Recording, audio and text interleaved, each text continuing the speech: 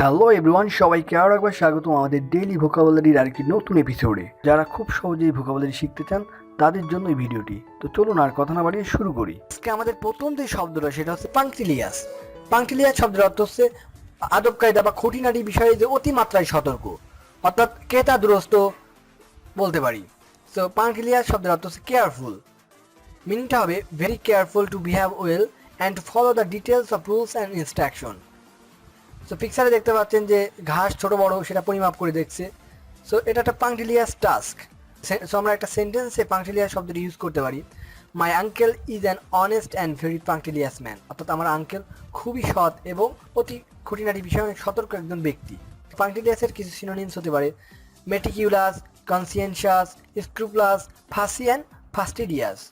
So punctilious শব্দের অর্থ হচ্ছে অতি খুঁটিনাটি বিষয়ে যে অতি সতর্ক। তো আমাদের পরবর্তী যে শব্দটা সেটা হচ্ছে এফেমেরাল।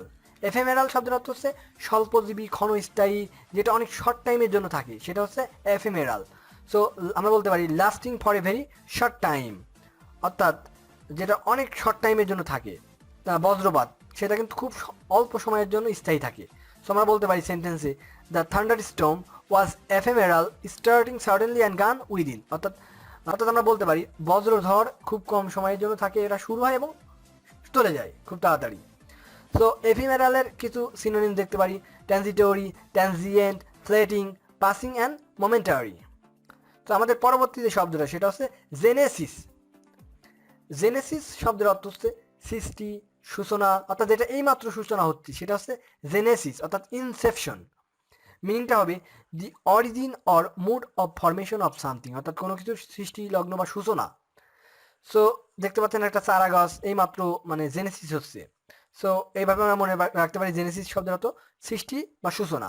সো জেনেসিস যদি একটা সেন্টেন্সে ইউজ করি তাহলে হবে the League of Nation was the genesis of what is referred to today as the United Nation, অর্থাৎ বর্তমান যে ইউনাইটেড নেশনটা দেখি সেটা হচ্ছে লিগ অফ নেশনের সূচনা পর্ব ছিল।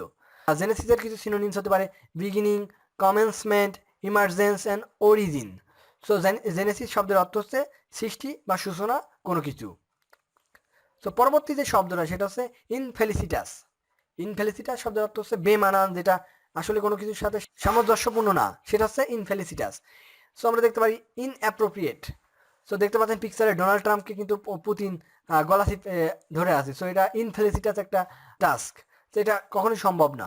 সো আমরা বলতে পারি how dare you make an infelicitous comment about the pregnant woman weight, তোমার কত বড় সাহস যে তুমি একজন গর্ভবতী মহিলার ওজন সম্পর্কে কমেন্ট করো।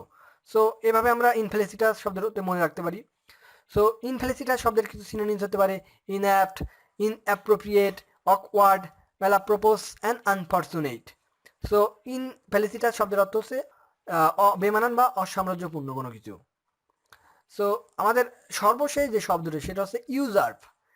ইউজার্ভ শব্দের অর্থ হচ্ছে জবরদখল করা, সিংহাসনচ্যুত করা, কারোর কাছে অন্যায়ভাবে কোনো সম্পত্তি দখল করা, সেটা হচ্ছে ইউজার্ভ। অর্থাৎ to take a position of power illegally or by force. তো দেখতে পাচ্ছেন পিকচারে যে প্রাচীন রাজাদের রাজ্য কিন্তু ইউজার্ভ করা হতো। সো আমরা বলতে পারি after the kings dies his brother will usurp the throne from the prince, অর্থাৎ রাজার মৃত্যুর পরে রাজকুমারের কাছ থেকে তার ভাই রাজ্য কেড়ে নিল। সো এটাই বলা হচ্ছে। সো ইউজার্ভের কিছু সিনোনিমস হতে পারে revolt, insurrection, mutiny, coup d'etat and putsch. So এভাবে ইউজার্ভ শব্দটি মনে রাখতে পারি। সো আশা করি আমাদের এই ভিডিওগুলো একটু হলেও আপনাদের উপকারে আসবে। সো যারা এখনও আমাদের চ্যানেলটি সাবস্ক্রাইব করেনি তারা অবশ্যই আমাদের চ্যানেলটি সাবস্ক্রাইব করবেন, আর ভবিষ্যতে আপনারা কোন ধরনের ভিডিও চান সেটা অবশ্যই আমাদের কমেন্ট সেকশনে জানিয়ে দেবেন। তো সবাই ভালো থাকবেন, ধন্যবাদ।